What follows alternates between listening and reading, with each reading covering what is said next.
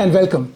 Besides getting your hair transplant right in the first go itself, it is important to understand, which most people do not want to understand, that a hair transplant is not the final stop. It is just a pit stop.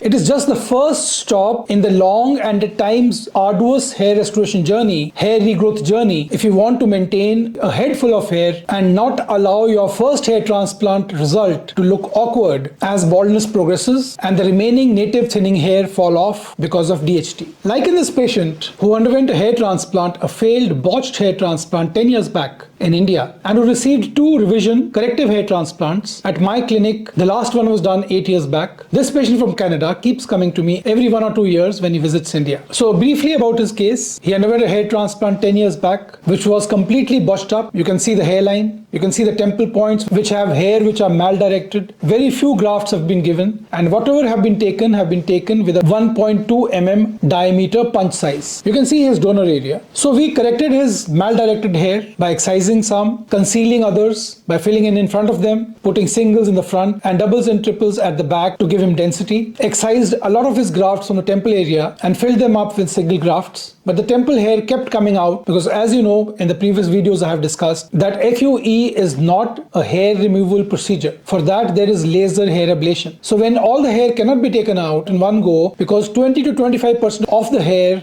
are in the resting phase, the telogen phase. After 4 months or 6 months, they are bound to crop up again, and it's not that in the second session you will catch all these hair. They keep popping up again and again and again. FUE hair transplant is not a hair removal process because there is no way that we can assure that all your hair will be out. But this patient was happy and he's come to me now for rescheduling his medical treatment.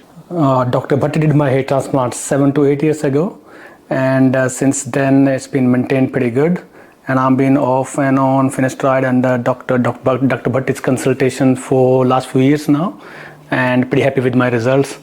Hair's looking good, so long-term results were really good, and maintenance of hair is really good now with finasteride, and always having guidance from Dr. Bhatti. Every time I come to Chandigarh, I just come and see him just to consult how's everything looking.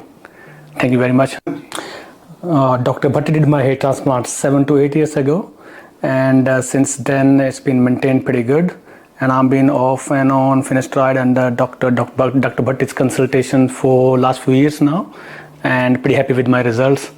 Hair's looking good, so long-term results were really good, and maintenance of hair is really good now with finasteride, and always having guidance from Dr. Bhatti. Every time I come to Chandigarh, I just come and see him just to consult how's everything looking.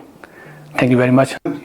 So that was about the case. If you have any questions, any doubts in your mind about hair loss, hair transplant, medication for hair transplant, or any other question that comes to your mind, do let me know. I'll be happy to answer. Please leave a comment in the comment section below. And if you haven't subscribed yet, please do. Your encouragement keeps this channel going. Have a nice day. Thanks again, and God bless you.